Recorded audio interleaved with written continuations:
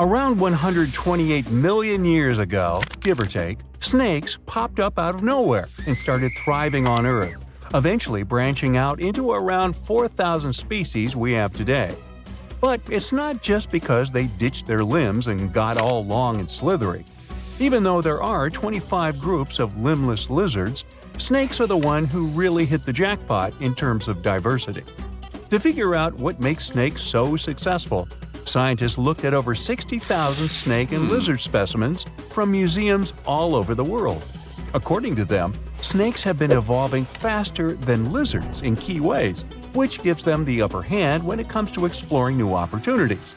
So if you think this is creepy, hey, I'm right there with you. But let's push forward. One major factor of their success is their feeding habits. With their flexible skulls and keen sense of smell, snakes can eat animals way bigger than their heads and track down prey like champs. When dinosaurs got wiped out around 66 million years ago, snakes were ready to adapt to the changing world and fill those empty spots. Now, we're not sure why snakes evolved so quickly, but it's clear that there's something special in the grand scheme of evolution. Just like the sudden explosion of flowering plants, these macroevolutionary singularities have shaped life on our planet in unexpected ways. Now, snakes can be found almost everywhere on Earth, showing off a wide range of traits and habitats.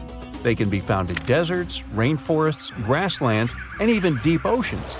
All snakes are predators, munching on different prey, including insects, small vertebrates, other snakes, and sometimes even larger mammals or humans. Ow!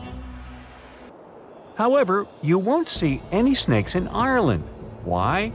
Well, one of the most famous legends about St. Patrick involves him driving these reptiles out of Ireland. Still, experts think snakes never lived in Ireland to begin with, so it's more of a symbolic story than anything else. There are a few more places in the world where snakes don't exist, like Iceland, Greenland, New Zealand, and Antarctica. New Zealand's lack of snakes is especially intriguing, considering its proximity to snake-heavy Australia. The reason for this seems to be the country's ever-changing climate, which makes it difficult for snakes to thrive.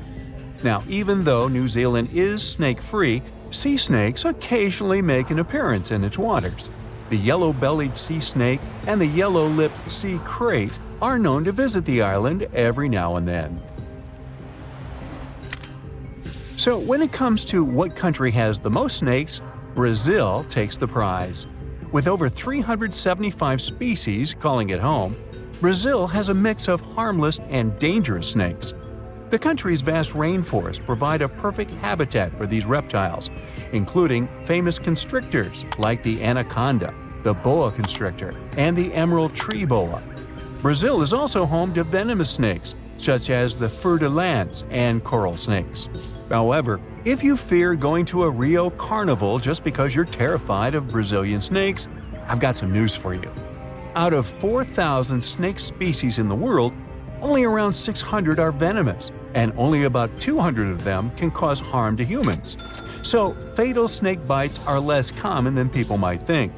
Chances you stumble upon a bad snake are like 5%. Now, it's hard to say exactly how many individual snakes there are out there, as they tend to, keep to themselves. However, scientists can make estimates about the number of specific species. For example, they believe that there could be as many as 1 million common garter snakes in the wild. Cute little guys. Unlike the super widespread common garter, the St. Lucia racer is one of the rarest snakes in the world. It had quite a roller coaster of a story. Thought to be extinct, then found again, then lost, and finally rediscovered in 2012. The survivors are spending time together on a teeny island called Maria Major, after being wiped out on the mainland by mongooses and other invasive critters that like to snack on these harmless snakes. Another reason snakes hit an evolutionary jackpot is because they have this cool thing that they're basically solar-powered and depend on outside sources of heat or light. People often say they're cold-blooded, but that's not entirely accurate. Their blood isn't cold. The right word for them is ectothermic, which means their body temperature can change and is controlled by the environment. While mammals and birds can keep their temperature steady, reptiles must soak up the sun or find other ways to warm themselves up. Now, some snakes do not lay eggs, defying the traditional classification of reptiles as egg layers. While it may have been taught at school that all reptiles lay eggs, nature has its exceptions. About 70% of snakes lay eggs, but those living in colder environments give birth to live young because eggs would not survive in such conditions. Nature always has a way of challenging our expectations and classifications. Snakes are a successful group of tetrapods, even though they don't have the 4 key-footed feature that tetrapods are named after. Despite this, or maybe because of it, snakes are super diverse. It might seem like this diversity dates way back to the times of dinosaurs, over 100 million years ago. But modern snakes seem to have emerged more recently. Fossils and DNA suggest that snakes started to spread out and evolve after the mass extinction event that wiped out dinosaurs. They took advantage of the empty habitats and niches left behind by the long-gone species. In terms of movement, snakes are super flexible and can crawl, burrow, climb, swim, and some can even fly. The ancient ancestors of snakes were quite different from what we see today, with some species even having well-developed limbs. Snakes continue to evolve through the late Cretaceous period, with various species appearing around the world. Only a handful of modern snake families emerged later, millions of years after the extinction of dinosaurs. The snake fossil record is patchy, making it hard to piece together their evolutionary history. To make sense of it all, scientists turn to DNA analysis. Molecular clock techniques help estimate when various snake lineages split off from each other, suggesting that most of the modern snake diversity is younger than dinosaurs. Only a few snake lineages survived the mass extinction event at the end of the Cretaceous. But these few survivors managed to give rise to the incredible diversity of snakes today. Some snake families persisted for millions of years until they eventually went extinct, while others thrived and diversified in the aftermath of the mass extinction event. This pattern of survival and rapid diversification resembles what we see in the bird and mammal fossil records after the extinction of dinosaurs. The ability to burrow, hunt in the dark, and go long periods without food helped some snakes survive the chaos after the mass extinction. Their flexibility and adaptability allowed them to find shelter and thrive when other species couldn't. Snakes can be some of the scariest animals around. Most snake species are harmless and don't bother humans. Even if they wanted to, most snakes are too small to pose a real threat to people. But there are some big snakes out there that can eat surprising things. The largest animal ever eaten by a snake was a 150-pound hyena devoured by an African rock python. I'll bet that hyena wasn't laughing then, huh? Before that, the biggest meal on record was a 130-pound impala eaten by a rock python. That's impressive. The biggest snakes in the world are constrictors. They tend to suffocate their prey. To eat large prey, the snake itself has to be huge. African rock pythons, green anacondas, reticulated pythons, Burmese pythons, Indian pythons, and amethystine pythons are all contenders for the title of the largest snake in the world. They can grow to incredible lengths and weights. And that's it. I'm done with snakes now. Ew. There's a beautiful island in the Atlantic Ocean 25 miles off the coast of Brazil. It's easy to reach, has an endless beach line, steep rocks to climb, and vibrant tropical greenery. Yet there isn't a single hotel here, no one's hiking on all those rocks, no one's watching sunsets by the ocean, and you'll never see kids build sandcastles on the beach. People left this island a long time ago and will unlikely ever come back to live here. It's been long since taken over by creatures you'd rather never meet. Ilha da Queimada Grande has the highest concentration of venomous snakes in the world. It's the only natural habitat of the golden lancehead viper, one of the most dangerous snakes on the planet. Somewhere between 2,000 and 4,000 of these critters live here. They say you're never more than 3 feet away from meeting one of them on the island. They're like life insurance salesmen. Lancehead vipers have venom that's 3 to 5 times stronger than that of their closest mainland relatives. Evolution helped them to develop it to keep them properly fed. Their only prey is birds that visit the island to rest. Lanceheads have to slither up the rocks for lunch and can't wait and trace those birds like other snakes, so they developed a super venom that works almost instantly. One legend says the snakes ended up in the middle of the ocean thanks to pirates. They were looking for a good place to hide their booty, their gold. The island was a perfect match. They also needed something to protect their treasures from any invaders. So they brought some snakes, and those multiplied quickly. A more realistic explanation involves not humans, but rising sea levels. Snake Island used to be part of the Brazilian mainland, but the sea isolated it from the rest of the country around 11,000 years ago. The snakes that ended up on that island were able to spread and thrive because they had no predators to bother them. And when people tried to, let's just say it didn't end well. Another island legend is about a fisherman who came here to pick bananas. He didn't expect he'd have the company of venomous snakes, and they were ecstatic about a new item on the menu. The fisherman ran for his life back to the water, but had been bitten before he managed to jump into his boat. A couple days later, his boat was found, but he didn't make it through the journey. Snake Island has long been uninhabited, but it used to have a human population for a few years, from 1909 to 1920. It was the lighthouse keeper, his wife, and 3 kids. Their task was not to let people on the island. According to another legend, one night snakes got inside their house through the windows. The parents grabbed their kids and tried to escape to the boat. Sadly, the snakes were faster. No one of the family had survived that visit. The lighthouse has been automated. Now the Navy visit it regularly to check if it's in order and keep visitors away from the island. It's both for the safety of people and for the good of snakes that are a critically endangered species.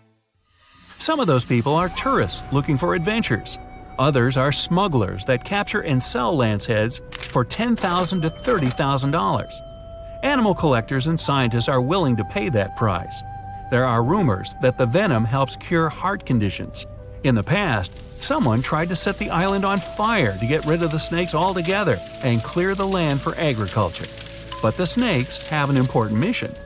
It's crucial to study them to better understand the whole lancehead snake family and to treat people who get bitten by them on the mainland. Such incidents happen a lot in Brazil. If you really want to visit the island, you have to be one of those biologists or researchers who use it as a real-life lab to study the golden lanceheads. You must go through a lot of paperwork and get an official permission for a visit. There will also always be a doctor in the group to help others if something goes wrong, and Navy officers to make it safe. Elsewhere, there are places where people do survive alongside snakes. Musambo Island on Lake Victoria in Uganda is home to 2,000 snakes and less than 100 people. That's a ratio of over 20 snakes per person. Rock pythons, cobras, vipers. You can find those even in people's houses. Sometimes they share beds with the locals. They believe the island is home to many kinds of spirits that have transformed into snakes.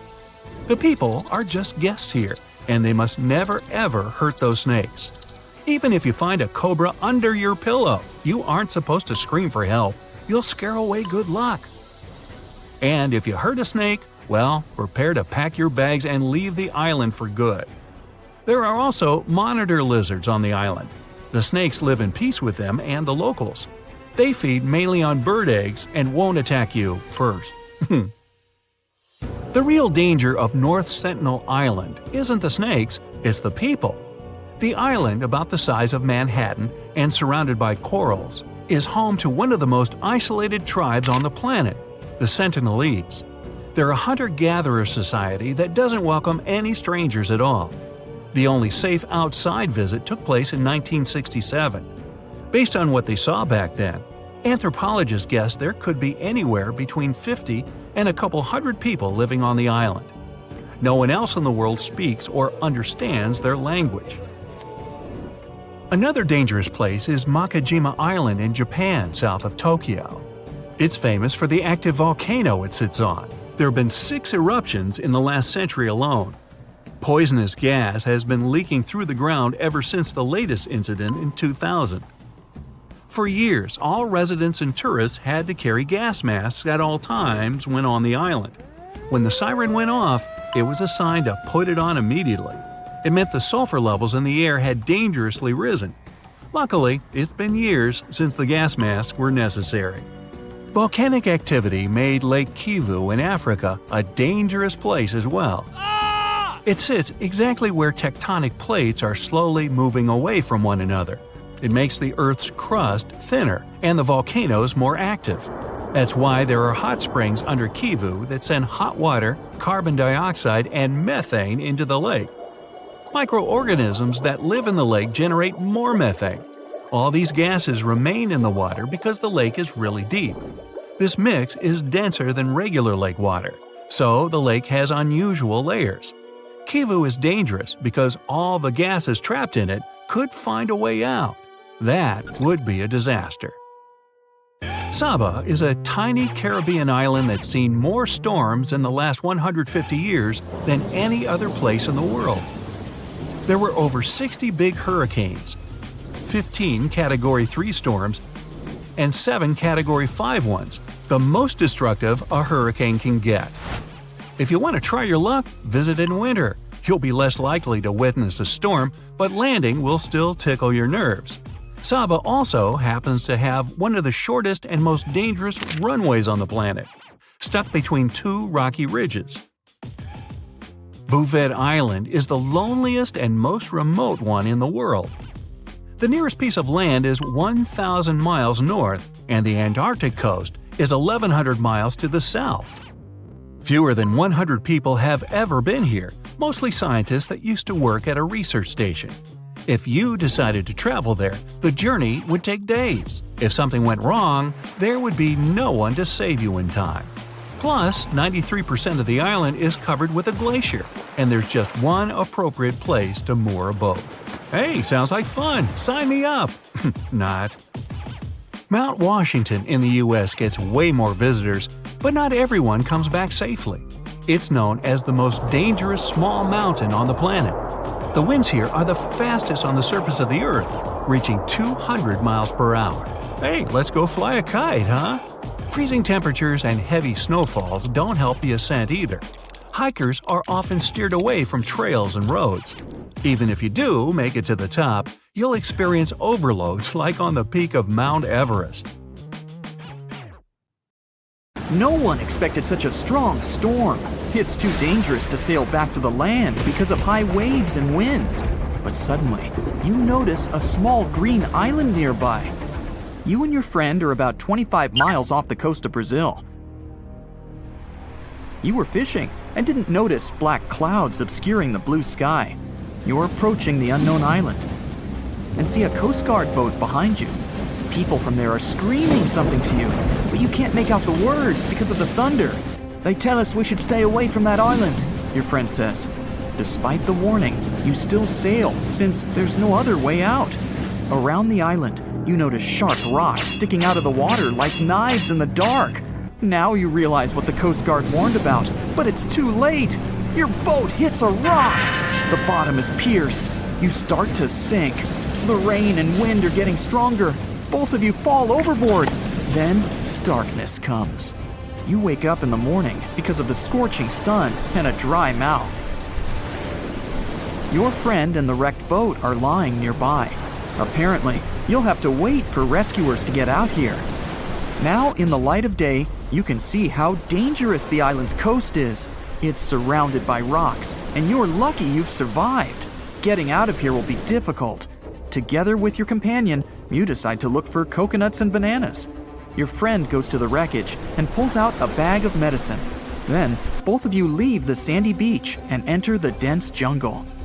A couple of steps later, you hear a strange hiss. You see your friend. His eyes are filled with horror. Goosebumps run down your back. You feel something alive crawling under your feet, and there's a lot of it. You look down and notice slithering snakes. There are dozens of them. They wrap around your legs, get into trees. They're everywhere. Don't move. Your friend says, "I think I know where we are." You want to ask him a question, but fear takes away your voice. He reads your face and answers the question. "We're in one of the most dangerous places on Earth, the Brazilian Snake Island." These are not just some ordinary snakes. This is the golden lancehead, one of the most venomous reptiles in the world. You can find them nowhere else on the planet except for this land. They evolved here naturally, without other snake species intervention. That made their venom 5 times stronger than the venom of ordinary vipers. They're practically the only owners of this island. Nowhere else in the world will you find such a concentration of creeping reptiles on such a small piece of land. And now, they're glad that 2 big lunch meals have arrived. There's little chance of survival, but you're gonna try. The first thing you need to do is get out of your stupor and find a thick stick. This is your best tool right now. If you encounter a venomous snake, the best you can do is retreat slowly. But this time, there are too many of them. They're aggressive and hungry. Together with your friend, you fight off the snakes with a stick. But there's more and more of them coming. One of them falls on your shoulder from a tree and bites your neck. The poison instantly enters your bloodstream and affects your muscles. It feels like your body is melting. It becomes difficult to move, and your neck swells. Your friend grabs you and carries you deep into the jungle. Here, among the trees, you notice an old lighthouse. Yeah, this building really stands out here. Once a year, the Coast Guard visits it. Your friend breaks down the door and puts you on the floor. You're afraid you won't be able to survive the bite. Fortunately, your friend is a doctor. He injects the necessary medicine and saves your life. You have a few minutes to rest before more danger arises. Your friend tells you that the unique snakes appeared here thousands of years ago. This island was part of Brazil for a long time. Then, massive floods separated it from the continent. This part of the land was cut off from the whole world, which helped the formation of a unique ecosystem inside. Vipers that lived here evolved into golden lanceheads. They quickly became the main masters of the island and destroyed all the other animals. But how did they manage to survive without food, cut off from the whole world? They did it thanks to nature and evolution. This island is a transit point for many birds. They stop here to rest during long flights. These birds become dinner for the snakes. Previously, a snake bite almost didn't harm the birds. They were frightened and flew away, leaving the snake without food. But over years of evolution, the island's owners have developed such a potent poison that one bite was enough for a bird to never take off again. There's also a legend that a pirate hid treasures here a long time ago. And, so that no one would ever find it, he brought snakes to guard his gold. Of course, there's no chest with coins here, but the island is attractive for modern pirates, even today. Golden lancehead snakes are an expensive commodity, so bad people often visit this place to hunt the reptiles. That's why the Coast Guard is always on duty around the island. People are forbidden to visit this place. And even if someone manages to get past the guards, they will have to face the rocks. Only biologists and scientists have permission to study the local fauna. A necessary condition for a visit is a doctor's presence in the team, so they can save people from the snake's poison. So we have pirates and hordes of poisonous snakes, but there's something else that makes the island even worse. At this moment, you hear rustling all over the building. Thousands of little paws are tapping on the walls and floor.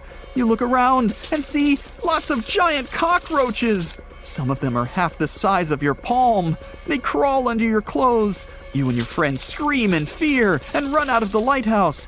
Quickly, you reach the shore and fall into the water. It seems that not a single cockroach is left under your shirt. But that's not all. You hear a strange buzzing sound. You look around and see a dark cloud of flying beetles forming in the sky. It's locusts! Thousands of flying insects are heading in your direction. To avoid a collision, you dive under the water and wait for the cloud to pass by. You go up to the surface and move to the shore. Fortunately, there are almost no snakes here. You and your friend are afraid to approach the jungle and wait for several hours until rescuers arrive.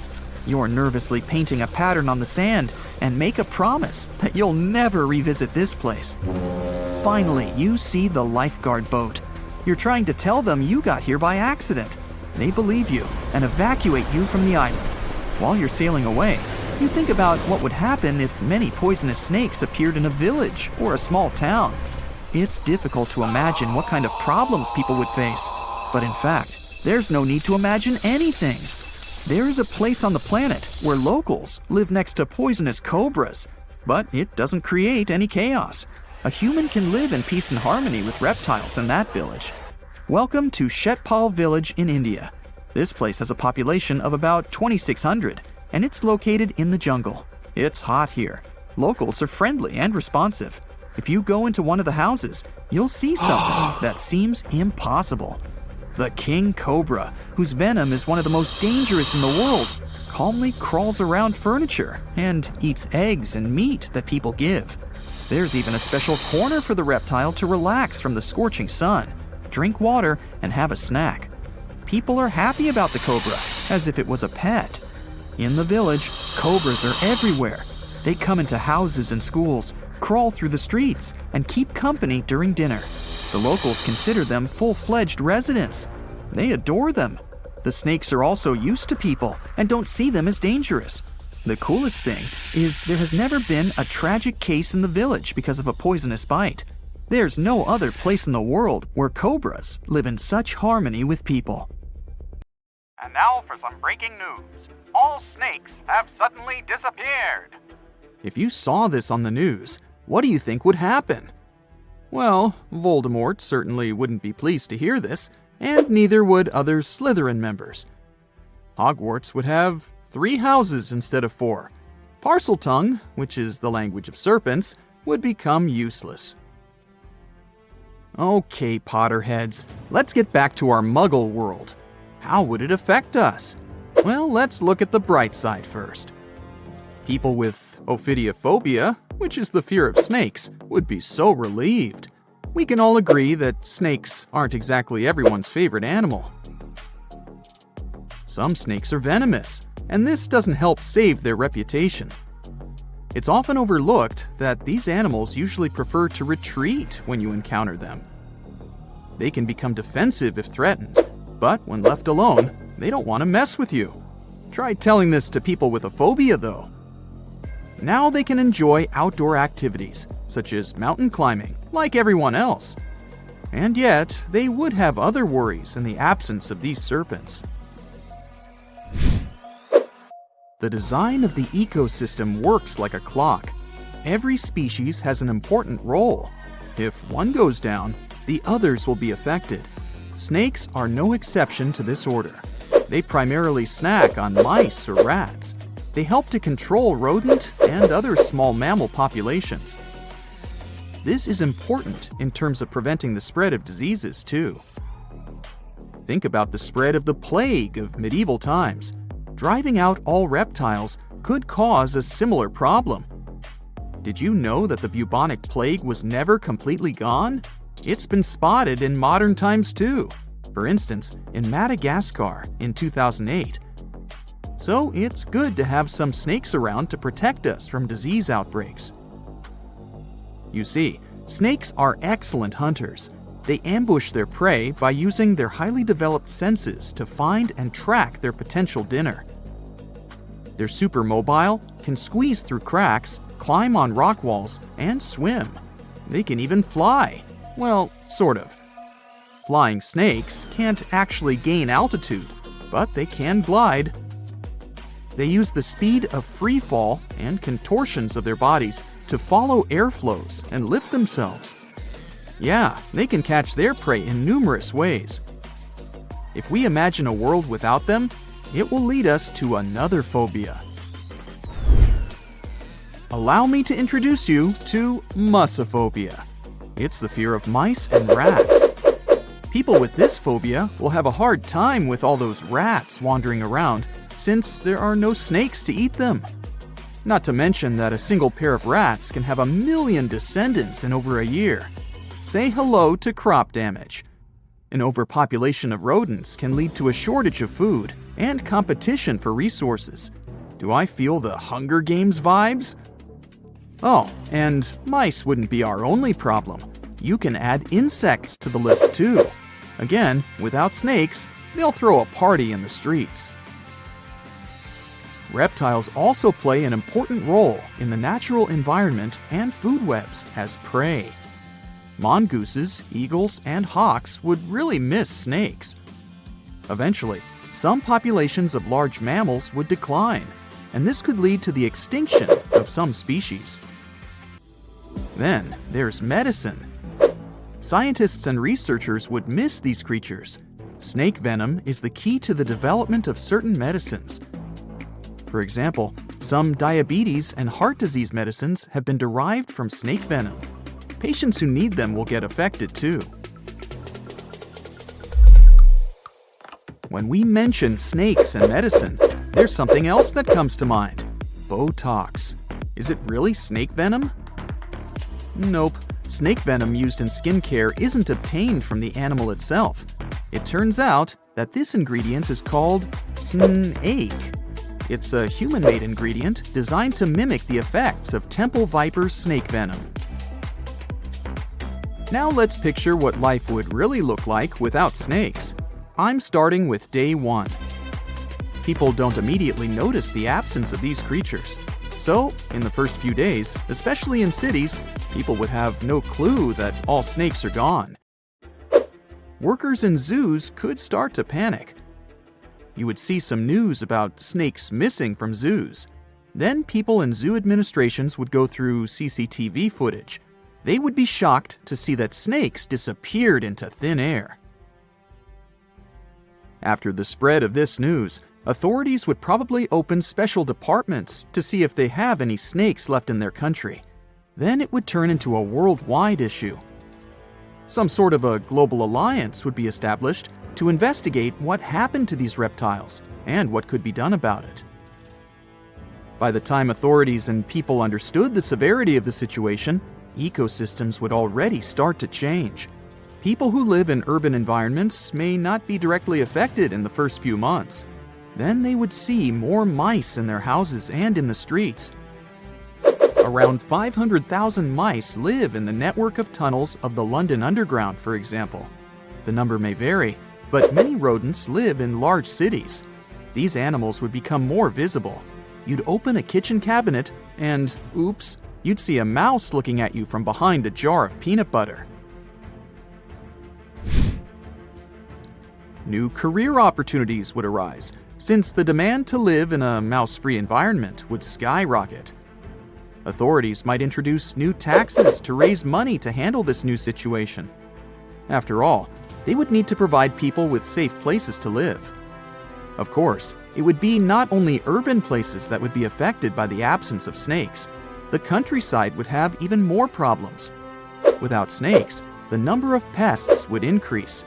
These animals would start destroying crops and habitats of other animals, and farmers would be in serious trouble. Authorities would need to support people living there and find ways to protect the environment, which would be their top priority. Researchers and scientists would have to take a huge responsibility.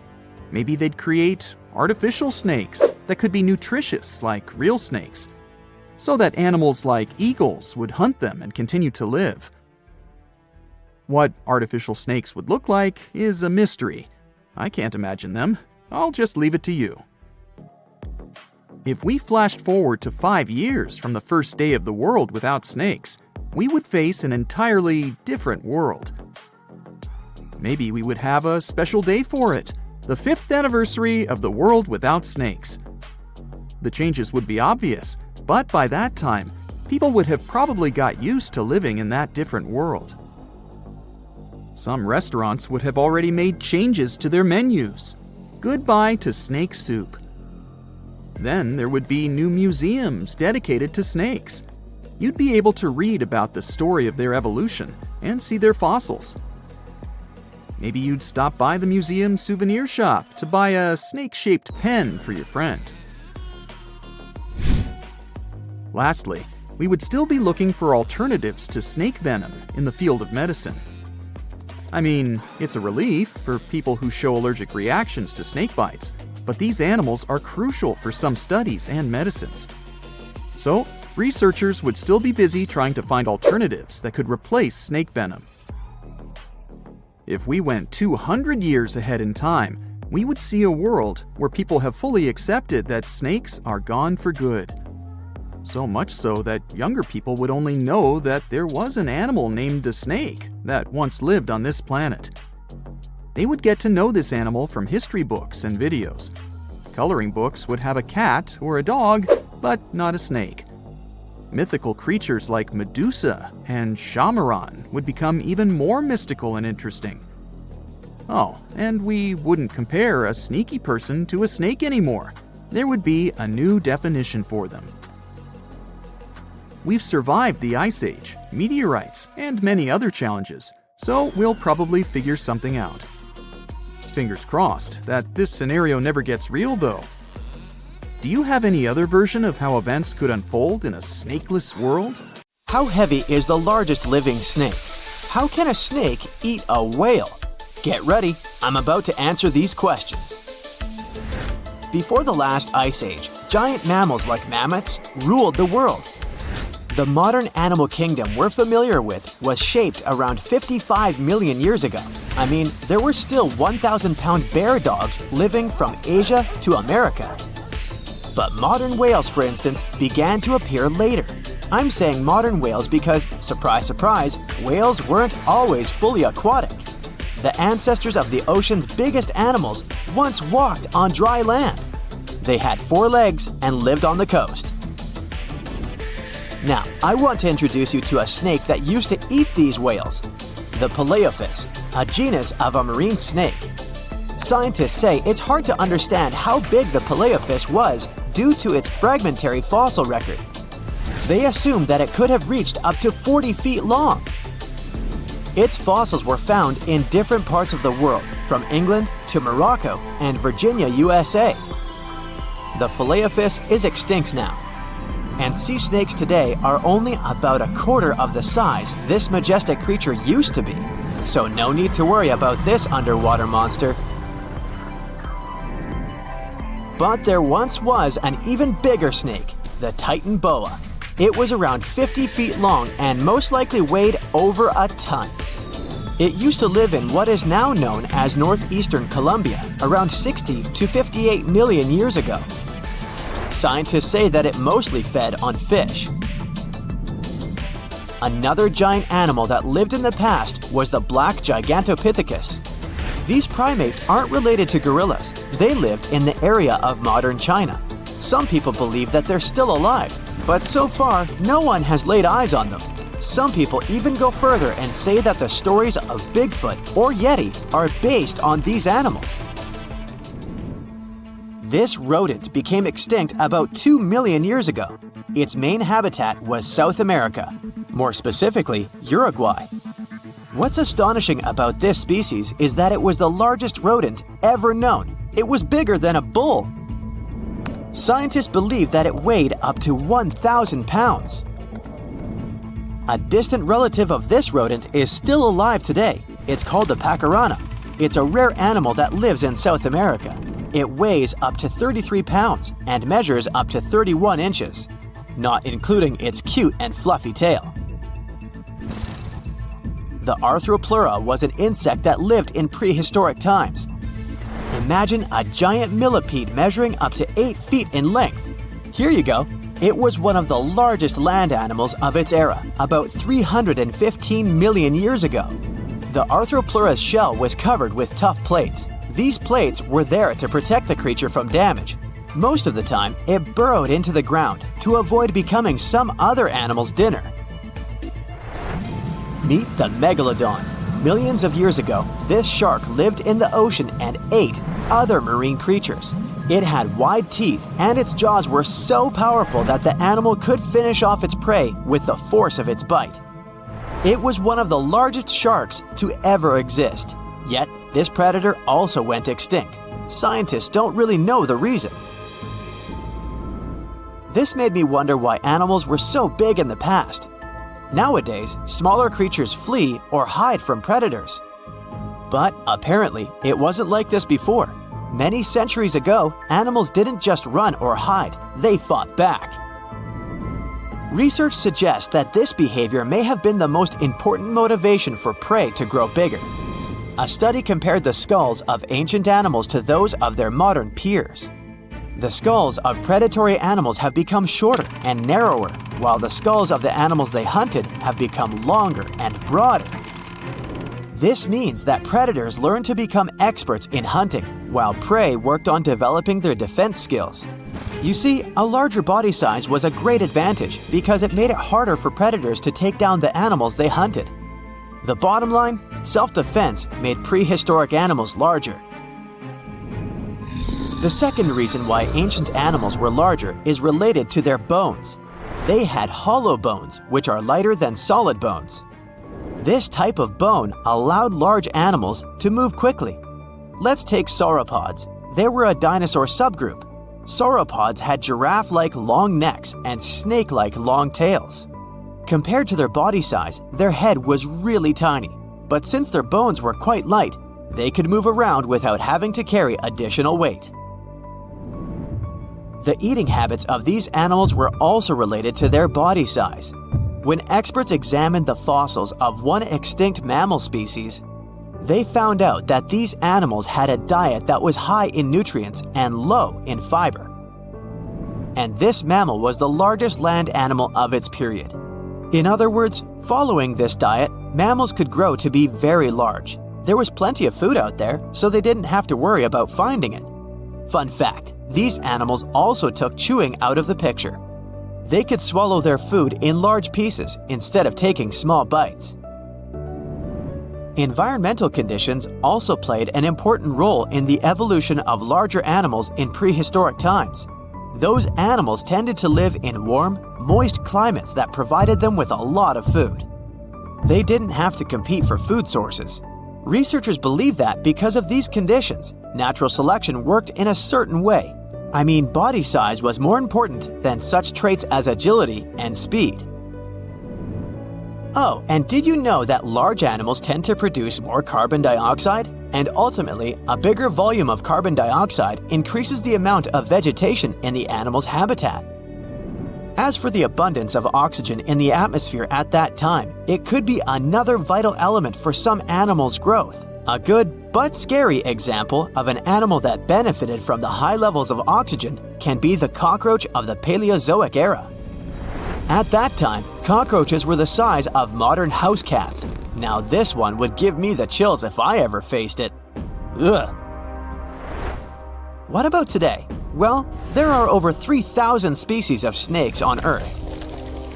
The smallest snake in the world is the Barbados thread snake. It's only around 4 inches long when fully grown, and the largest one? It's the reticulated python.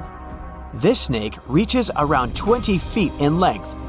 The longest python was discovered in 1912. It measured 32 feet long. As for the largest and heaviest reticulated python, it was named Medusa. Medusa was approximately 25 feet long and weighed 350 pounds. These reptiles lived in Southeast Asia in rainforests, woodlands, and grasslands. Don't be confused though, the reticulated python isn't the heaviest snake in the world. This title belongs to the green anaconda.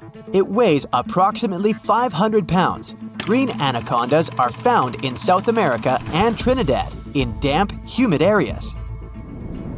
I have a bonus for you. Here is a flying snake. You can find these snakes in Southeast Asia. They don't fly like birds, of course, but they do use the power of flight. They can go as high as 300 feet. They leap from tree branches into the air. Once they take off, it's all about aerodynamics. Their main technique is flaring their ribs and pulling in their abdomens. While airborne, they undulate from one side to another and slightly up and down. This motion helps snakes to turn and glide. Why bother with all this if they can just crawl in an old-school way? Scientists aren't sure, but they believe it might be related to escaping from predators. This way, they move from one tree to another without having to get down to the ground. Every now and then, people discover fossils of animals that lived millions of years ago. These ancient discoveries continue to capture our imagination. Which of these animals would you like to see alive? Snakes, crocodiles, big lizards. Not exactly a big deal. I mean, I guess they're less scary and Whoa, I take it back. Crocodile monitors are the only reptiles, other than snakes of course, that have forked tongues. No, we're not counting telemarketers. Somehow, that tongue helps them pick up delicious scents. Oh, and they're also called tree crocodiles. So, if you ever thought you'd be safe up in a tree if you got chased by a crocodile, better think again. They're full of surprises, including impressive tree climbing skills. They're quite aggressive, and luckily, they live far, far away, somewhere in the mountains of New Guinea. It may not be the giant dragon you saw in that fantasy movie last week, but the Komodo dragon is scary in its own way. The biggest living lizard even has its own island named after it. If you're ever in Indonesia, 300 pounds, 10 feet long, definitely worth a look, from a distance. This lizard tends to dig a huge hole where it lays its eggs. As soon as the younger ones gain some strength, they run away from home and climb up the nearest tree. Not because they're being rebellious, more to avoid being eaten. Yep, they don't have the best parents in the world since, well, Komodo dragons sometimes eat other Komodo dragons. So, yeah. This turtle is all about breaking stereotypes. It looks like a dinosaur tried to crash the annual turtle Halloween party. A ridged shell, rough skin, and an insanely strong bite. Definitely not your average turtle. They live in swamps and freshwater lakes, and are definitely the largest and meanest looking of all snapping turtles out there. They're also the heaviest. The biggest one ever found weighed almost 250 pounds. Because of the algae growing on their shells, you might think you're looking at some sort of oddly shaped rock sticking out of the water. Finally, a scary movie starring a turtle as a bad guy. They walk at night and will literally eat everything they find. I'm talking snakes, opossums, water birds, squirrels, other turtles, and this is the impressive part, even some smaller alligators. I don't know if I'm ever going to swim in a lake again. Snake time. Beady little eyes, crazy colored skin. Yeah, that's not the case with the Madagascar blind snake. These small reptiles look like skinny pink worms, and you're not exactly going to stumble across them in the wild. They live underground, and yes, they have really poor vision. They can only see blurry shapes and shadows. That's why they mainly hunt by smell.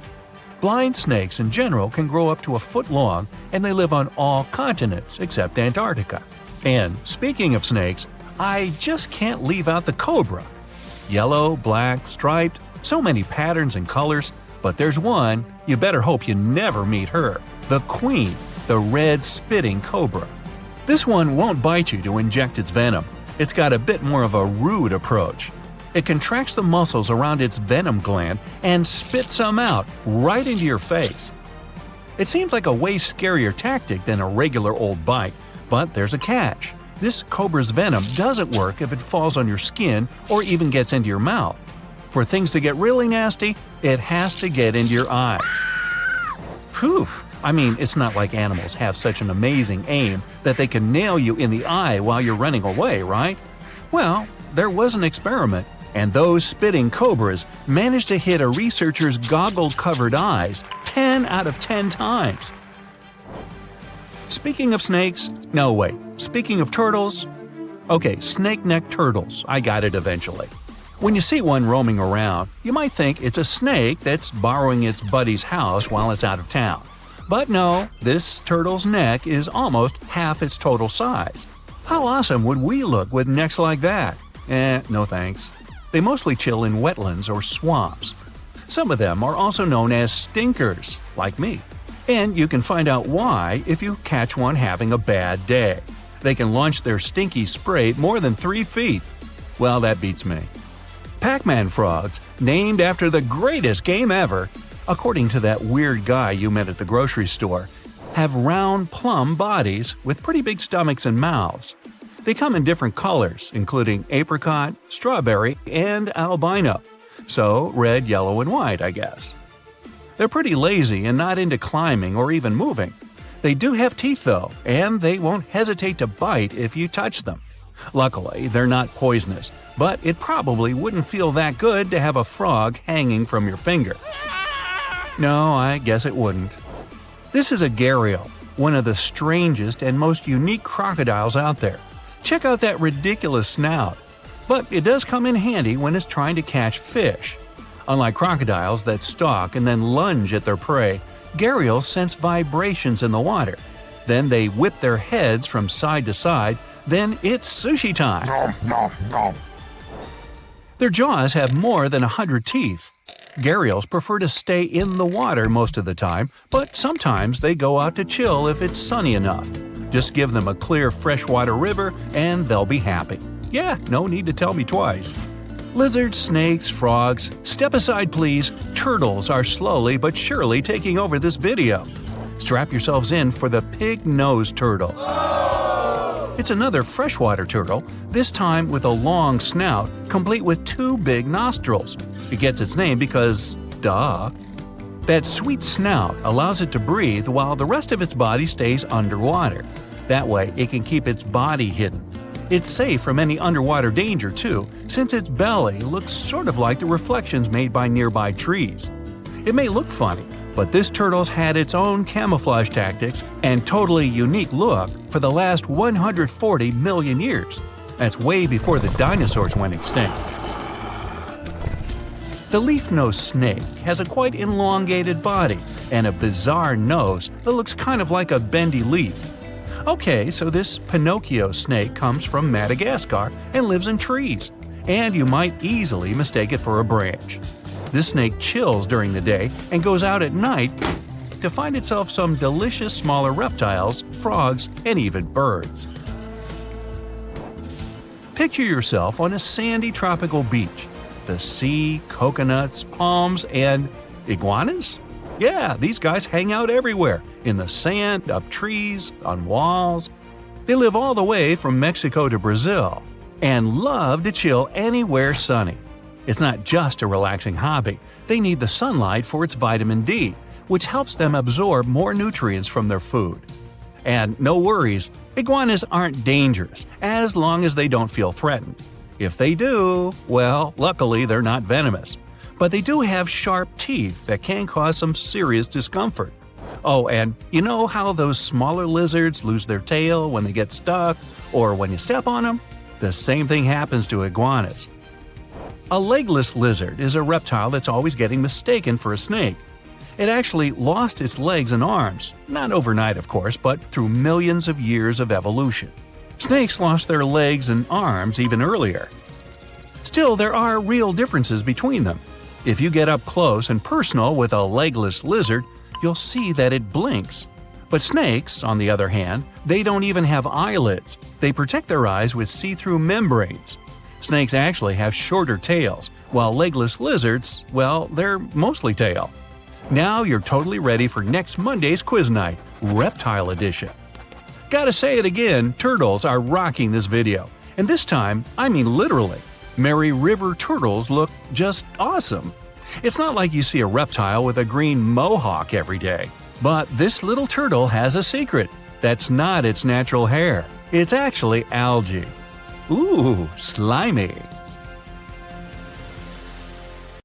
You're going to Ilha da Queimada Grande, one of the most dangerous islands in the world. There, you find yourself among rainforests, huge rocks, and grasslands. The place is home to birds, locusts, and giant cockroaches. But there's one more animal, and because of it, the island got its notorious reputation. Snakes live there, and a lot of them. So many that the place is also known as Snake Island. Will you survive there? Located just 20 miles away from the coast of Brazil, the island has an area of 43 hectares, or over 100 acres. It probably got cut off from the mainland after the last ice age.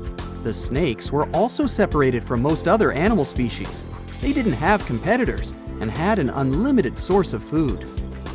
In such a small area, there are up to 4,000 snakes. That's one snake for every 10 square feet. It would be a difficult feat not to come across a snake on this island. Not only is this snake, the golden lancehead, one of the most numerous on the island, but it's also a highly venomous pit viper species. And it's also one of the most venomous in all of Latin America. Its venom is so potent due to the isolation of the species, with only birds sharing the land with them. To catch these birds, the snake's venom needed to become extra strong. And indeed, since they got separated from their distant relatives, their venom has become up to 5 times more powerful. Most of the time, these snakes hide in the trees or amongst leaves on the ground. If you find yourself stranded here, you'll want to keep yourself a safe distance away. Snakes mainly use their sense of smell and rely on vibrations. If you get too close to one, either stand still or slowly walk away. If you make too many vibrations, this will make them feel threatened, causing them to strike. If you spot them a safe distance away, or if you're walking toward tall grass, stamp your feet a couple of times. This will notify snakes of your presence. They won't risk taking down prey larger than they are and will likely slither away. Carrying a stick is always a good idea, just in case you happen to come across a snake accidentally. This way, you'll have an extension of your arm that cannot be bitten. This simple thing might save your life. A stick with a V shape on the end will give you even more advantage. Even if a snake starts acting aggressively, holding it down will stop it in its tracks. But whatever happens, don't try to pick it up. Okay, but what if you get bitten? The chances are pretty high on this island, of course. First of all, don't try to get the venom out on your own. Make sure you call emergency services immediately. And once help is on the way, apply a wide bandage. A piece of clothing will do if you don't have anything else. Don't try to chase the snake trying to identify the species. Emergency services know how to figure out what venom it is. Now, just keep calm and wait for help. You might be wondering who you can call on this abandoned island. Well, since it's strictly prohibited to visit this place, there are signs advising to stay away all over the island, along with a number you can call if you run into trouble. Let's say you've successfully avoided getting bitten. The next thing to consider is what you can eat there. Snake Island was previously known as Ilha da Queimada Grande, where queimada is Portuguese for forest being lit up, or forest fire. The reason for that was the fact that the entire island was deliberately set on fire to make room for a banana plantation. Unfortunately, the banana business didn't turn out to be a success, probably because farmers got sick and tired of snakes. But some banana trees still thrive today, and they can provide you with some much-needed nutrients. You'll also want some protein in your diet throughout your stay. Luckily, along with the snakes trapped on the island, there are also cockroaches. These giant prehistoric-looking roaches come out at night to feed on plants. Get that barbecue started and enjoy the rare delicacy this island provides. A great way to survive on the island is to avoid it altogether. If by chance you happen to be sailing past, keep in mind that this place was once connected to the mainland. Rocks beneath the waves are very likely to damage the bottom of your boat if you get too close. Make sure you keep an appropriate distance when traveling past. Sure, this island is intriguing, but please remember that no matter how close you get to it, you won't be able to see snakes from the boat. You can only see these creatures if you get close enough, which you really shouldn't do. And it's not only reptiles that make this location dangerous. Pirates visit the island quite often. Not the sea shanty singing peg-legged arr pirates, but bio-pirates who come there to capture the very thing that makes it so dangerous. They come there for snakes, to catch them and sell them illegally. Since the island got cut off around 11,000 years ago, the golden lancehead has evolved within its own unique habitat. So, although there are many reptiles on this island, they're still an endangered species.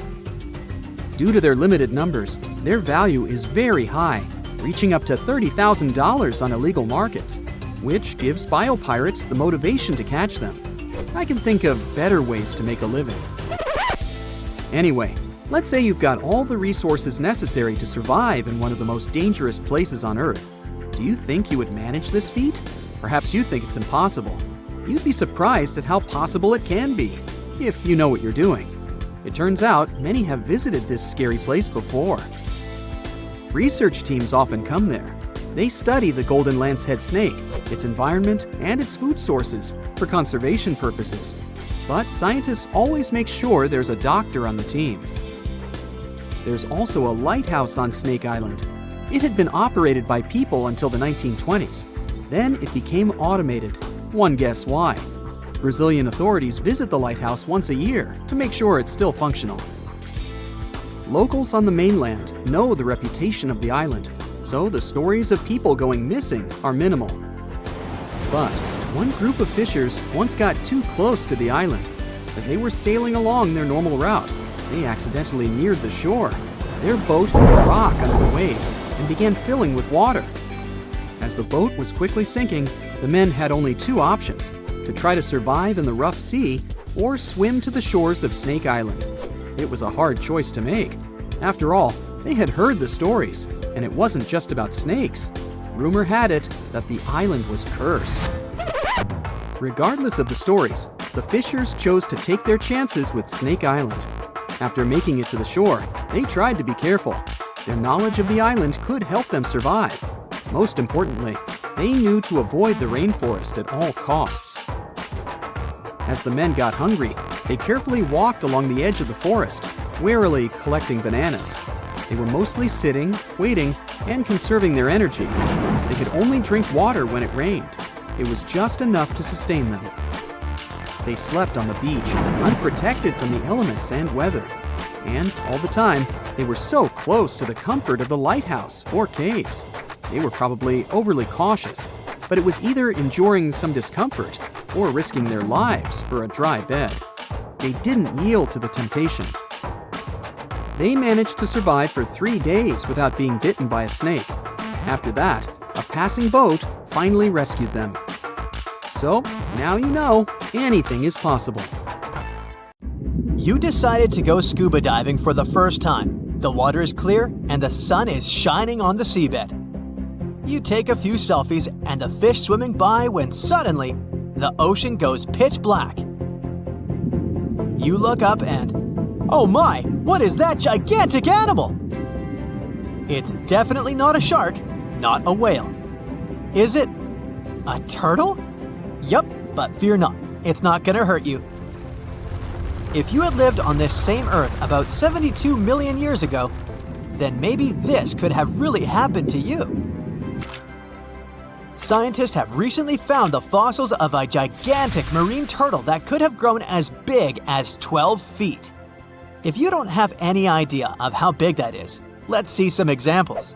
That's the average length of a hippopotamus, 6 golden retrievers, or 2 Michael Jordans stacked on top of each other. The turtle's scientific name is an homage to that old-school sea monster called Leviathan. Maybe you remember this from old-school history lessons. The Leviathan is supposedly a mythical creature that would swallow entire ships or people that were deemed too greedy by the creature. Can you imagine being swallowed by this humongous sea turtle? No, thank you. The fossils of this gigantic creature began to be excavated between 2016 and 2021, all the way in northeastern Spain. The first fossil was located by a hiker in the Spanish Pyrenees, and it was around 8 inches long. The pelvis of this turtle alone measured around 35 inches. It would definitely be one of the biggest turtles today if it hadn't gone extinct. FYI, the largest living sea turtles today can reach up to 6 feet in length, which is already pretty big. Now, how about a gigantic prehistoric scorpion? I bet most people here are not huge fans of these creatures, especially since they're poisonous, which is why the thought of a 9-foot-long aquatic scorpion might be the stuff of nightmares. Let's just say that if they hadn't gone extinct some 400 million years ago, lakes and rivers would be much more dangerous places for humans today. These gigantic insects were considered to be apex predators in their time, hunting everything from fish to other animals, even of their own kind. Yikes!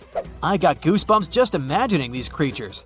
Should we thank the asteroid that hit our planet now or later on in this video?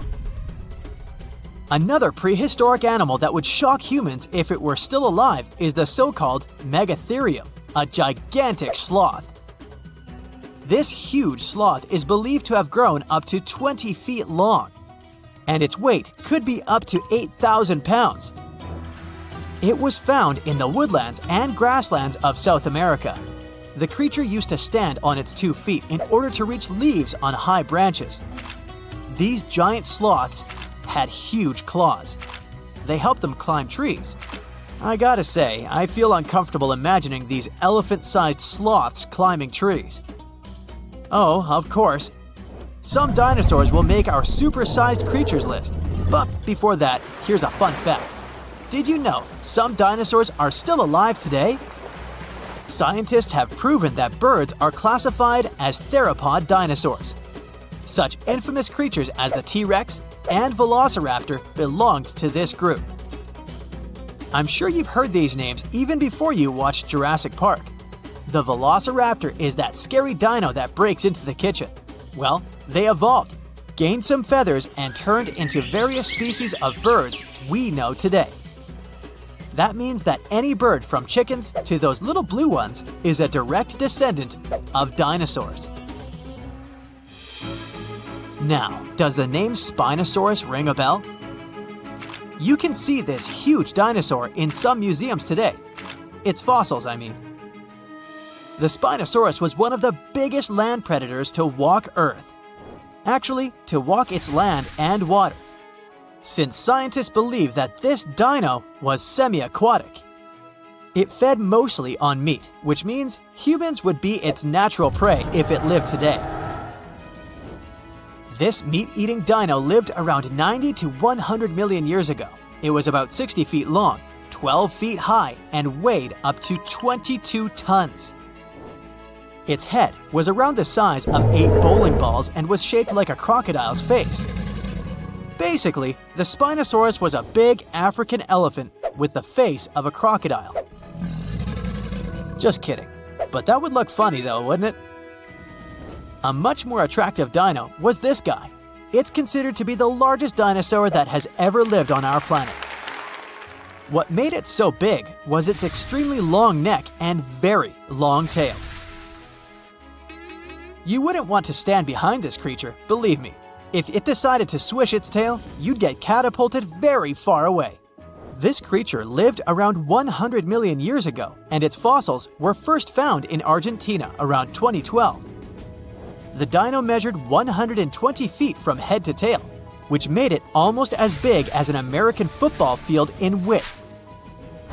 And have I mentioned it weighed almost as much as a space shuttle? A staggering 75 tons.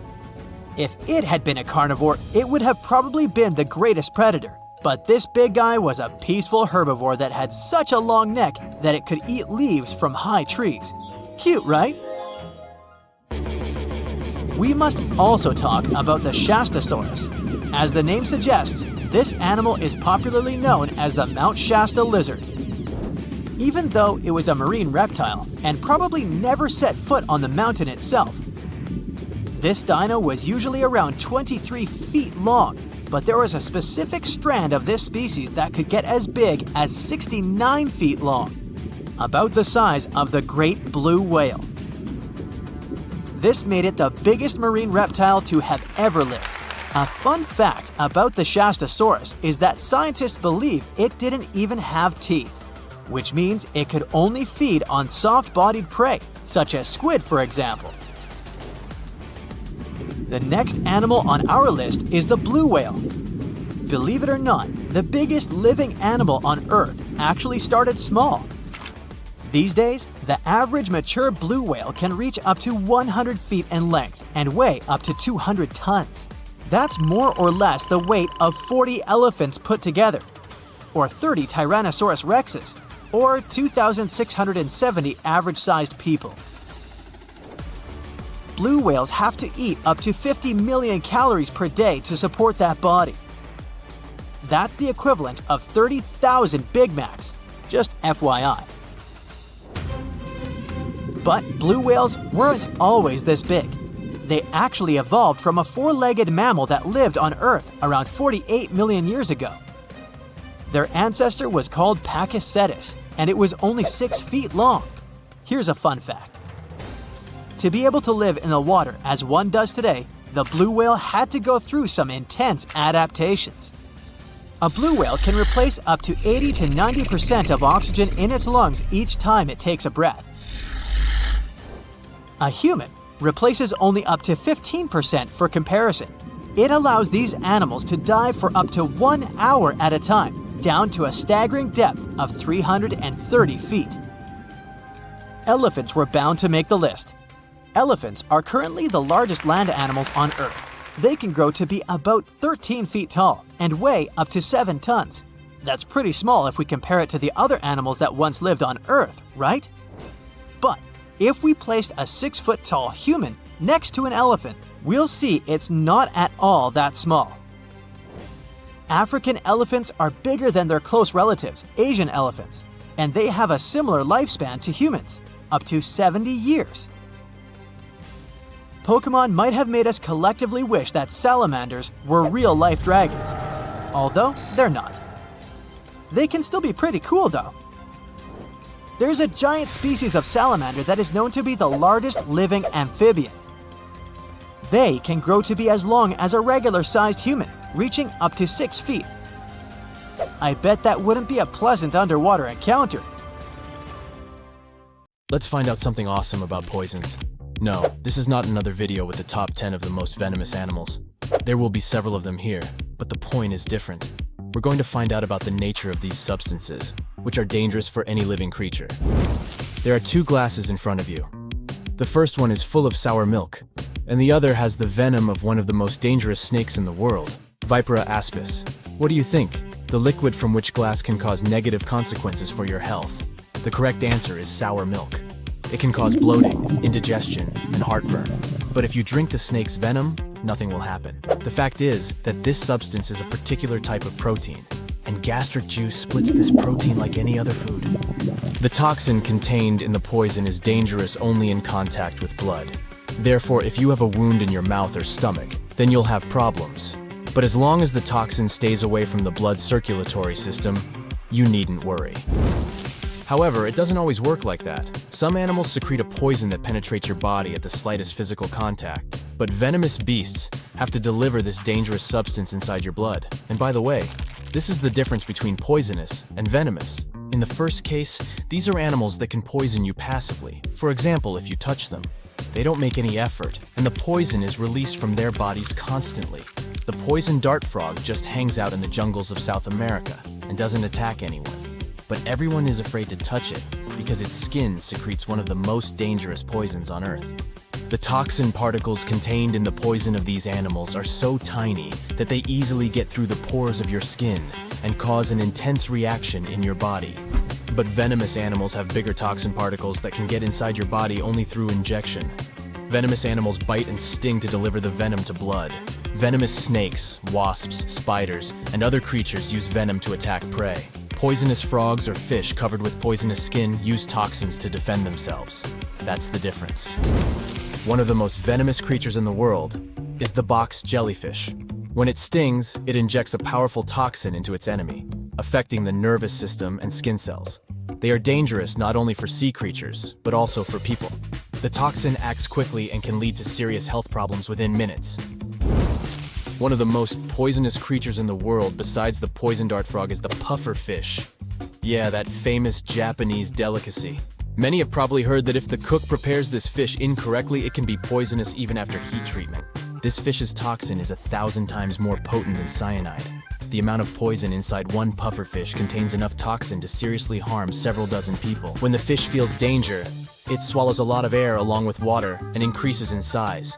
In this state, its needles, which contain the toxin, become even more dangerous.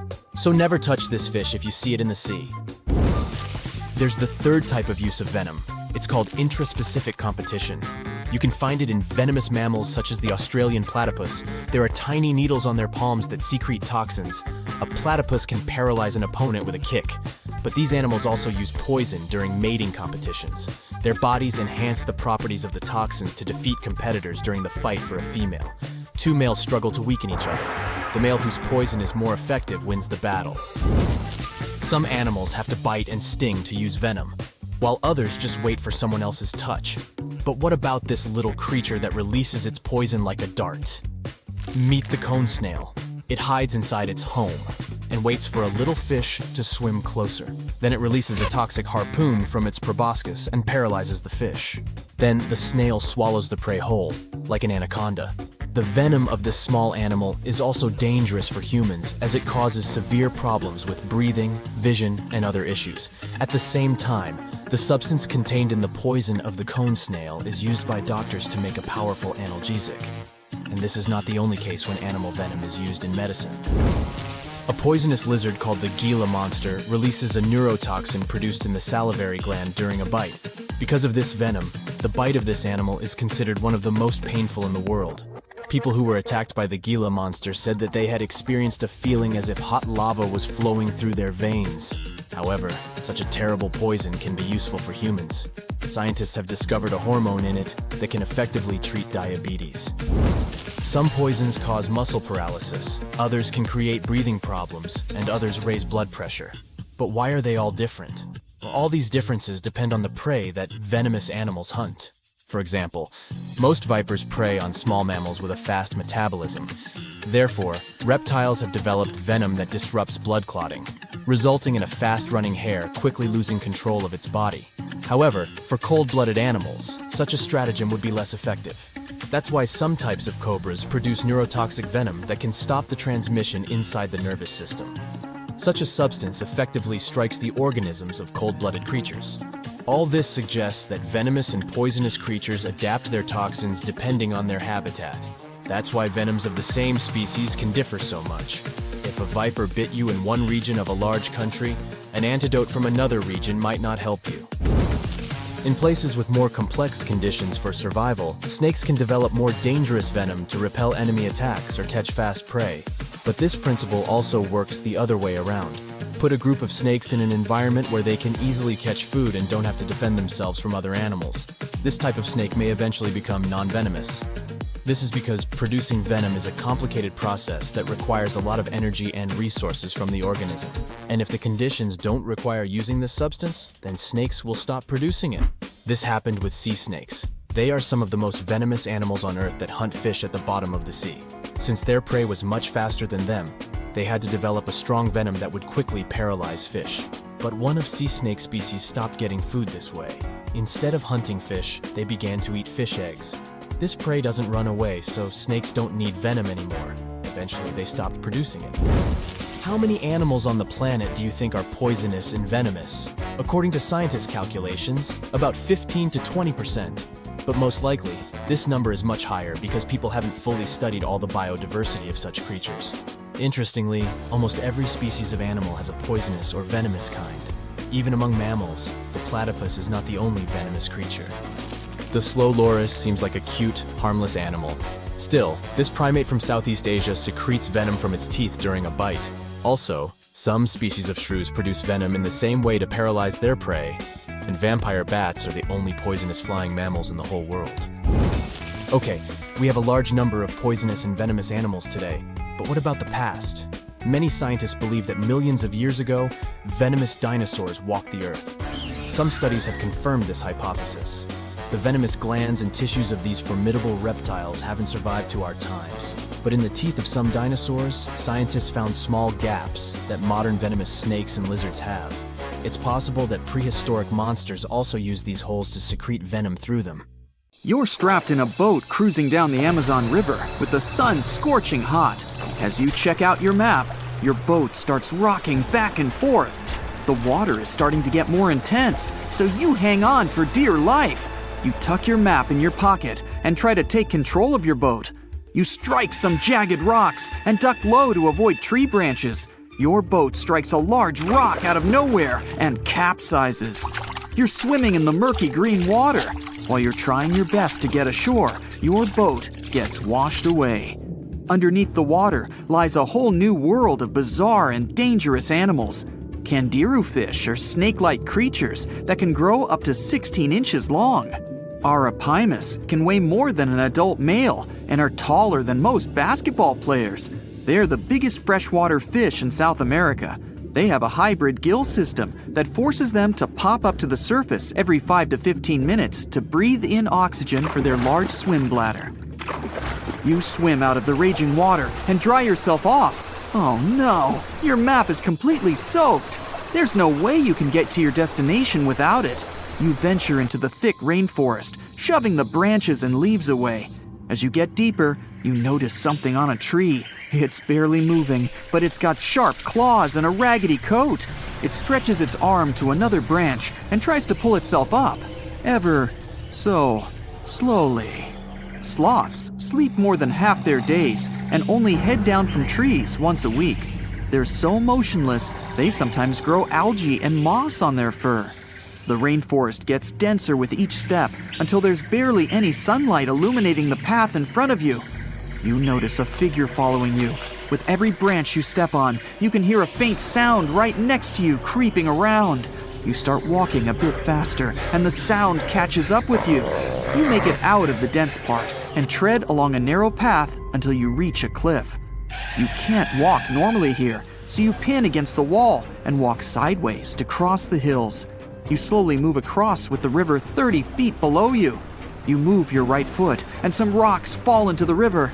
You keep going and misstep. You're about to fall, but you hold on to a large tree branch and pull yourself up.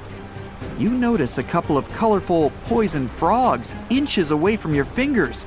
Touching any of these frogs can be extremely dangerous and harmful, despite their amazing color patterns. The golden poison frog is one of the most poisonous animals in the world. One of them hops right next to you, so you let go of the branch and fall back in the river. The river is washing you down until you reach a calm current. Underneath you is a swarm of piranhas swimming with their sharp teeth. The red color on their skin is unmistakable, so you swim off like an Olympic athlete. Piranhas will eat anything that gets in their way, no matter the size. You grip onto a log and climb up a small rock to catch your breath. There's a huge electric eel underneath the rock. Despite their name, they're more related to catfish than eels. They use their powerful 600 volts of electricity to defend themselves and catch food. You're stuck, unless you're like the common basilisk that can run on the water like a jet ski. These incredible lizards have special webbing on their toes and can run the distance of a basketball court. You hop on a bunch of rocks until you reach the land. You continue walking along the riverbank until you come across a moving rock. You rub your eyes and see it moving again. It's a dinosaur-looking turtle that resembles a crocodile with armor. The mata mata is a freshwater turtle that disguises itself with its surroundings to catch prey. Their heads stretch longer than their bodies. You shimmy your way past it and continue. You head back into the rainforest and find a spot to rest.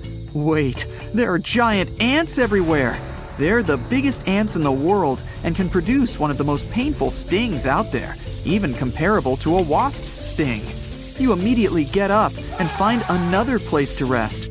As you continue walking along, you notice the same feeling of something following you. You can hear some leaves rustling, but it's getting dark and there's no way of telling. You find a nice little spot to build a campfire and catch some Z's. But in the Amazon, everything is a threat. Except for those cute capybaras wandering around. They live in groups next to water sources. They're also the biggest rodents in the world. You don't need to worry about them if you're stuck in the middle of the Amazon rainforest. Suddenly, you feel something slithering up next to you. You look down and see a massive green anaconda just about to constrict you. They are the heaviest snakes in the world and can grow up to 20 feet long and have a huge appetite. You get up and sprint your way out of there. All right, you found a decent cave to crash in. It's daytime again, and you're still alive. You continue walking along the rainforest. You were able to find some breakfast to boost your energy for the rest of the day. You spot something on a tree that looks like a branch, but it's actually a potu, a master of disguise that can spend days motionless on broken tree branches. These bizarre birds use those branches as their permanent home, where they lay their eggs and chill all day. You continue your way through the rainforest and see a Brazilian wandering spider crawling on a tree branch right in front of you. 8 of these species can be found in the Amazon area. They are some of the most aggressive and venomous spiders out there. So, you make a big detour and walk away from it. You feel someone walking next to you again, but you still can't figure out what it is. You see a steep cliff with a waterfall hitting a large lake ahead of you. Looks peaceful, until you see a team of black caimans gathering around the shore. They're the biggest predators in the whole Amazon ecosystem and feed on anything that moves. It's a good thing you're on high ground, otherwise, whoa! You slip and fall down the river, right on the deep end. So far, no caimans spotted you. You swim underwater and try to get to the opposite end of where the reptiles are. As you climb out and dry yourself off, you notice some large black spots on you. You try pulling them off, but they've latched on pretty hard. The Amazon giant leech finds its target by tracking movement and shadow. Once they attach themselves to the skin, it's extremely difficult to extract them. The best way to do so is to slide your finger next to its mouth and pull it off slowly. Ugh. You manage to get them off your body and see that the caimans are swimming towards you. You're pinned to the wall with the lake of hungry reptiles approaching. Suddenly, a pink dolphin jumps out of the water and splashes all over them. They can grow larger than humans and are the celebrities of the Amazon. Scientists think they get their color from the blood capillaries on their skin. The Amazon even has bull sharks swimming around. These carnivorous giant fish are threatening to humans and can swim in both saltwater and freshwater. These sharks prey on anything within their reach, including other sharks. The dolphin distracted the caimans, so you climb up the cliff and try to find the best way to escape. Opened jaws waiting for you to fall into the pit are right below you. You're lucky enough to escape to the top, but as your arms pull you up, the first thing that you see is a jaguar looking straight at you. It's the creature that's been following you this whole time. You get up while it starts circling you, timing its strike. You know that you can't take on a jaguar, nor can you outrun it, so you grab a large tree branch from the ground to defend yourself. It jumps at you, but you duck down in time. The jaguar lands in the water far away from the caiman crocs. It's a good thing these large kitties are excellent swimmers. You pick yourself up and continue. And to your surprise, you find your boat again. You fix it up and sail your way out of the Amazon. Whew! A word of warning, when you're in Australia, never stick your finger into these holes. They might be home to burrowing spiders. Some species have a bite powerful enough to pierce nails. It feels similar to a hammer on your finger because of the venom. So always give your boots and outdoor clothes a quick check to be safe. Animals sometimes make homes or look for food in them, especially bandicoots. Silk-lined burrows in shady spots might belong to funnel web spiders. The silk works as a trip line to alert the spider inside about what's happening outside. Look for shiny dark brown to black spiders with finger-like spinnerets at the end of their abdomen. Then you'll find them. Males have a hefty mating spur sticking out of the middle of their second pair of legs. When these spiders feel threatened, they make aggressive moves, rearing up and showing off their startling fangs. These spiders, which belong to the Aranida order, are known for their funnel-shaped webs that widen at the entrance. They patiently wait in the narrow funnel for prey to touch the web, then swiftly capture it. In Australia, large brown spiders frighten people due to their venomous bites.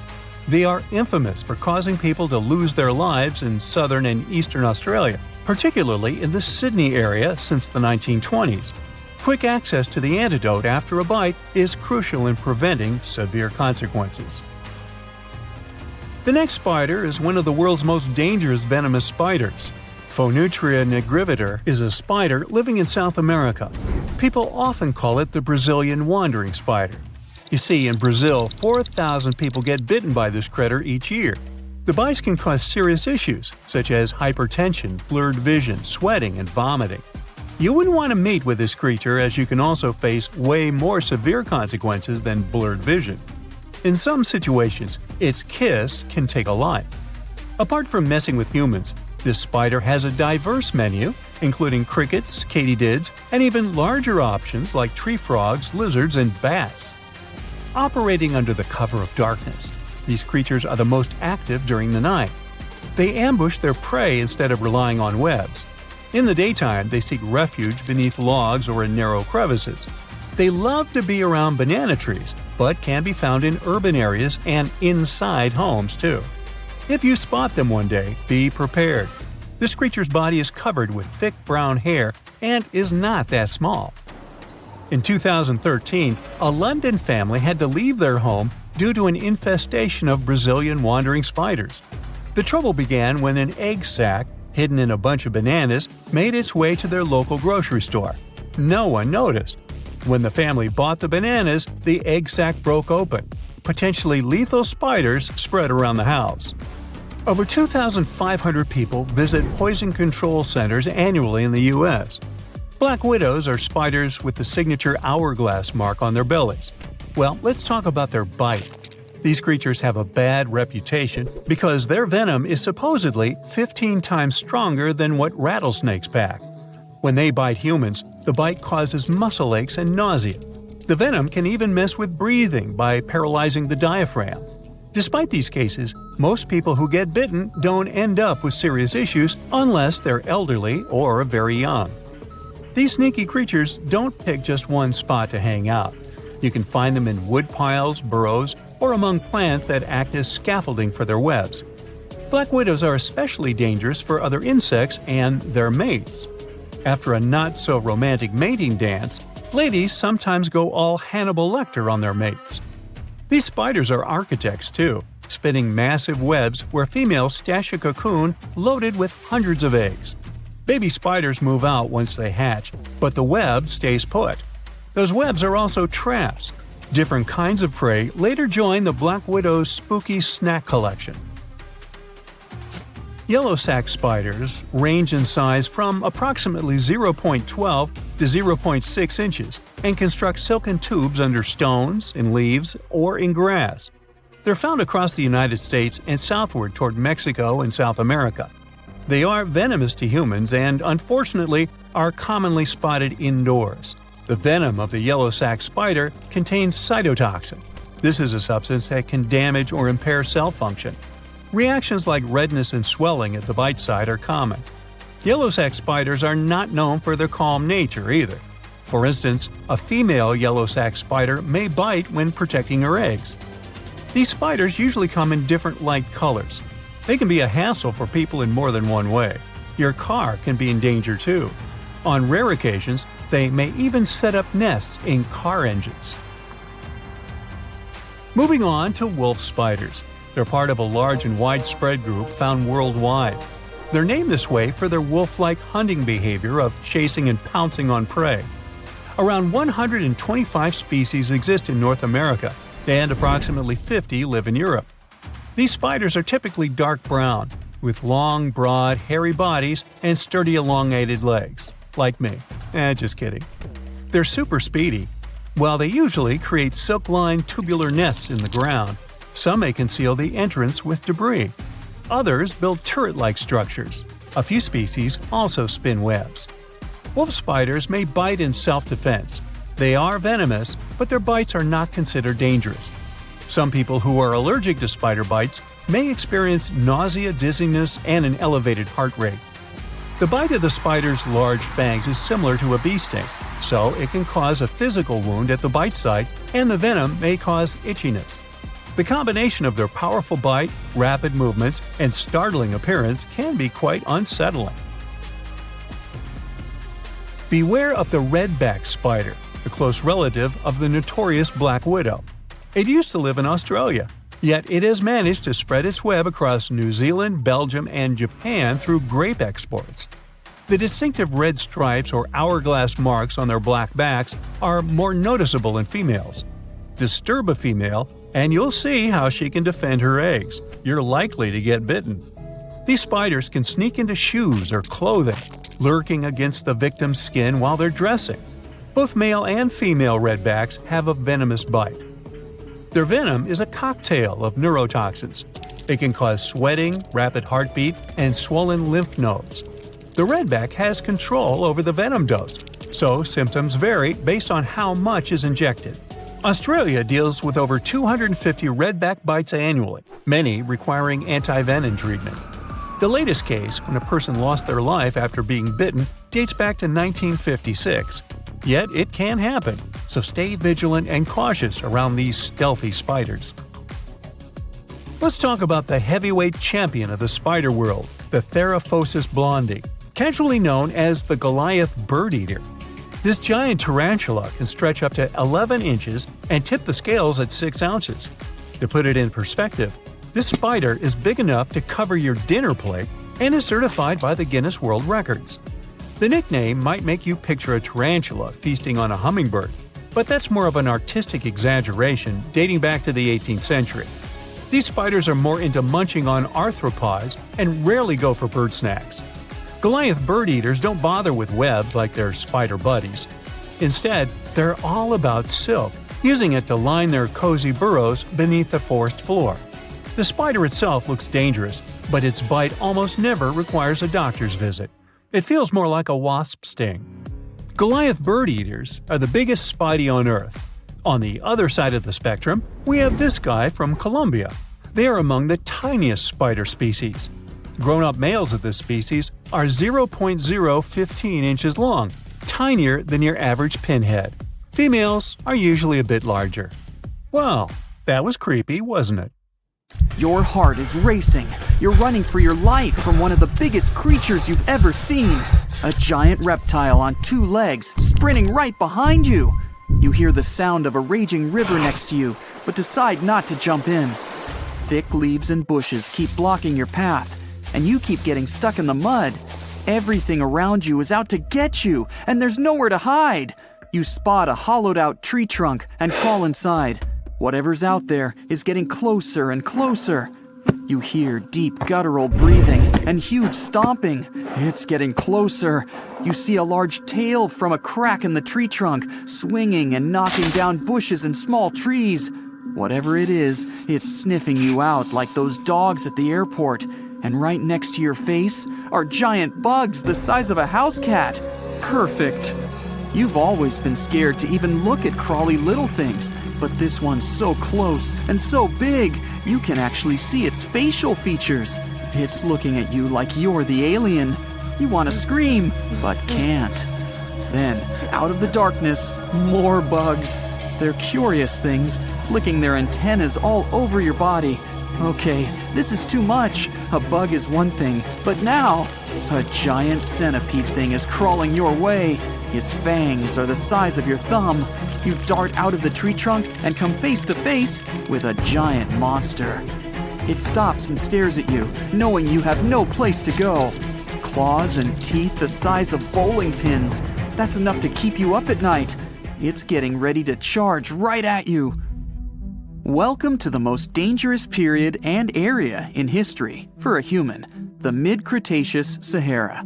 This place was thriving around 100 million years ago in what would now be North Africa. Back then, the continents were all arranged differently, and the weather was wild. Extreme storms were pretty common, and temperatures would rise and fall like a Mexican wave at a soccer stadium. Then, sea levels started to rise. Water flooded the Kem region, an area between modern-day Algeria and Morocco. Over the next millions of years, asteroids, volcanic eruptions, and other natural disasters wiped out everything else. Bye-bye, dinosaurs. Thanks for playing. You probably think of the Sahara as one of the most inhospitable places on Earth, but back when it had trees and rivers, it was even more dangerous. The famous River of Giants was a huge river system that stretched from modern-day Egypt all the way to Morocco. The land was flat and not much vegetation grew there, but it was enough for life to exist. Frightening, scary life. That creature you're staring at, it's a giant, scary-looking theropod, and it's out to get you. Imagine a T-Rex-like dinosaur that's more than 32 feet tall and has an epic jawline. Scary stuff. They were the top dogs in the food chain back then. And that's why this place and period in history was so unique. The entire area had an incredible imbalance between hungry dinos and poor little dino snacks. There wasn't enough food to go around. Scientists were never able to find much evidence of herbivores. That means it might have been a royal rumble of carnivorous creatures waiting to pounce on each other at any moment. So, after a while of having a stare-down contest with a giant theropod, a shadow creeps up on you from behind. You're too scared to turn around, but the growling is louder than anything you've ever heard. It shakes you to the core. You turn around and see a Spinosaurus, and that's about all you can see. You know how they always show the T-Rex as the king of the dinosaurs? Well, this one would be, what, the emperor? It stands about 50 feet tall and has a sail of scales on its back, the size of a regular human. Then add in a crocodile-style snout with razor-sharp teeth and some short, powerful legs. Its diet mainly consists of river fish, but it's looking at you like you're a delicious fish taco. The two alphas are now in a standoff, with you stuck in the middle. But before you close your eyes and get ready to be eaten, they begin fighting each other, knocking down trees. You tiptoe your way out of there and run. The further you go, the better, right? Wrong. Not here, because everywhere you go, there's going to be something dangerous. During this period, there was danger in the sky, in the water, and on land. There were small mammals scurrying around here and there, but they mostly stayed in the shadows to avoid danger. After 5 minutes of running as fast as humanly possible, you make it out of the forest and onto an open plain. Bad move. Now there's nowhere to hide. Suddenly, you hear another shriek. You look behind you. Nothing. It's just short grass everywhere. Then you tilt your head up to the sky and see what looks like a giant bird. Only these are technically flying crocodiles. There were plenty of huge pterosaurs that ruled the skies. Anaconda saharica was a flying reptile that may have eaten fish in the river. Those fish must have been tasty. It had a huge wingspan and long, slender jaws. Oh, and it was the size of a small bus. This one found you and is racing down to catch you. You run for your life, again. And this time, there's no place to hide. Suddenly, you feel talons grasping onto you and you're lifted off the ground. You soar up. If you weren't scared out of your mind, you might have noticed how beautiful the giant river channels below you are. The Anaconda maneuvers like a fighter jet, headed for the mountains, dodging all obstacles. You see a large nest with some mini beasts in it. They're hungry and as large as you. Not a great combination. You try to break free, but it's impossible. The creature drops you in the middle of the nest and flies off. You try to cover yourself, but the little ones keep pecking away. It's only a matter of time before it's too late. You look down below you and see the river. You can't tell how deep it is, but it's got a really strong current. You're out of options. You dive into the raging river and get dragged along with the current. Safe for now-ish. Imagine it's 2021. You're walking along one of the hottest and driest places on Earth, the middle of the Sahara Desert, only to find fossils of oversized fish. They ranged from bite size to bus size. Even freshwater sharks lived there. These weren't your average little fishies. Judging by their teeth, those guys meant business. You might even find a giant sea turtle swimming around.